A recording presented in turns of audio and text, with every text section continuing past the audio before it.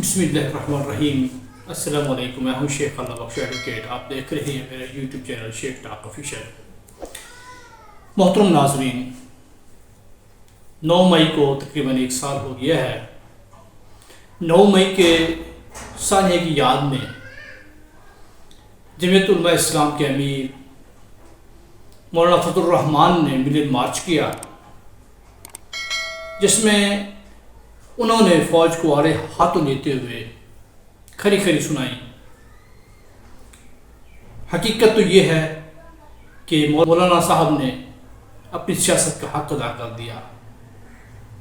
اس میں کچھ چیدہ پوائنٹ ہیں جو میں آپ کی نظر کرنا چاہتا ہوں۔ سب سے پہلے جو انہوں نے بات کی وہ یہ ہے کہ تم کہتے ہو کہ ہمارا سیاست میں کوئی رول نہیں ہے، جبکہ حقیقت میں سارا رولہ ہی تمہارا ہے۔ جب فوج سیاست میں مداخلت کرتی ہے تو اس وقت وہ فوج نہیں رہتی، کیونکہ وہ اپنی حلف سے منحرف ہو چکی ہوتی ہے۔ اس میں کوئی شک نہیں کہ مولانا صاحب نے بالکل بجا فرمایا۔ یہ شکایت ہر دور میں سیاسی قوتوں کو افواج پاکستان سے ضرور رہی ہے۔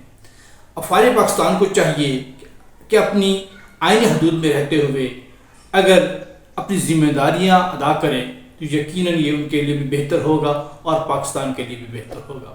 ادروائز ہم پہلے ہی اپنا آدھا وطن، جو کہ آبادی کے لحاظ سے بڑا پاکستان تھا، مشرقی پاکستان بنگلہ دیش کی صورت میں، کھو چکے ہیں۔ اس میں اپنی ہٹ دھرمی کی اور اپنی مفاد پرستی کی اور انا پرستی کی سزا ہم بھگت چکے ہیں، کیونکہ دستور کے دفعہ 244 کے تحت کلیئر لکھا ہوا ہے، جس میں ہر فوجی کمیشن آفیسر حلف اٹھاتا ہے اور اس میں کہتا ہے کہ میں صدق کے دل سے حلف اٹھاتا ہوں کہ میں پاکستان کا وفادار رہوں گا اور پاکستان کے دستور جو کہ پاکستانی عوام کے امنگوں کا مظہر ہے اس کی خلاف ورزی نہیں کروں گا، اور یہ کہ میں اپنے آپ کو کسی بھی قسم کی سیاسی سرگرمی میں مشغول نہیں کروں گا۔ اس میں کہاں لکھا ہے؟ اس میں کہاں لکھا ہے کہ افواج پاکستان کی حکومت کو بنائے، پاکستان کی حکومتوں کو گرائے اور پاکستان میں اپنی من پسند لوگوں کو آگے لائے اور اپنے من پسند لوگوں کو جتوائے۔ بارہا آرمی چیف حضرات اس بات کا اظہار کر چکے ہیں، اس بات کو مان چکے ہیں کہ ہمارے جو پیشرو تھے وہ سیاست میں مداخلت کرتے رہے ہیں، اب جب کہ ہم نے مداخلت چھوڑ دی ہے۔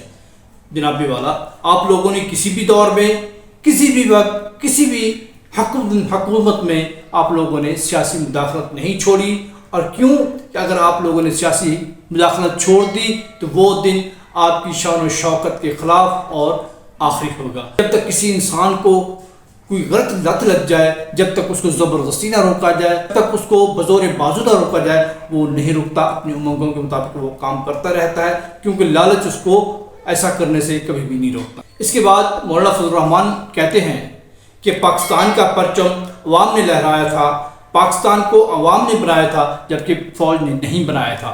فوج نے تو یہ کارنامہ سر انجام دیا ہے کہ پاکستان کو توڑنے میں اس کا کلیدی کردار رہا ہے۔ عبد الرحمان کمیشن رپورٹ ہم سب کے سامنے ہے، اس میں کچھ فوجیوں کو ذمہ دار بھی ٹھہرایا گیا تھا، لیکن آج تک نہ تو کسی کو سزا ہوئی اور نہ ہی کسی سے پوچھ گچھ کی گئی اور نہ ہی کسی کے اوپر کوئی مقدمہ بنا۔ اس میں مزید مولانا فضل الرحمان فرماتے ہیں کہ ہمیں بہت شرم آتی ہے کہ 1971 میں ہماری فوج نے دشمن فوج کے سامنے جا کے ہتھیار ڈال دیے تھے اور 90,000 سے زائد فوجی قید کر لیے گئے تھے۔ اس سے پوری دنیا گواہ ہے کہ جنرل اروڑا کے سامنے جنرل نیازی نے گھٹنے ٹیک دیے۔ خدا کے بندے، اگر تم چاہتے تو لڑ سکتے تھے، شہادت کی موت مر سکتے تھے، وہ جینا کیا ہی جینا جو منہ نیچے کر کے جیے۔ جینا تو وہ ہے، جیسے کہتے ہیں نا کہ شیر کی 1 دن کی زندگی گیدڑ کی 100 سالہ زندگی سے بہتر ہے۔ جینا تو ٹیپو سلطان کی طرح چاہیے۔ یہ کون سا بندہ جنگ ہار کے، گھٹنے ٹیک کے اور اپنے ہتھیار دشمن کے حوالے کر کے جیے تو کیا جیے؟ ایسے جینے سے تو ہمیں بہتر تھا کہ آپ لوگ تمام کے تمام وہاں شہید ہو جاتے۔ ہمیں یہ تو فخر ہوتا کہ ہماری فوج شہید ہو گئی، لیکن اس نے ہندو کے سامنے گھٹنے نہیں ٹیکے۔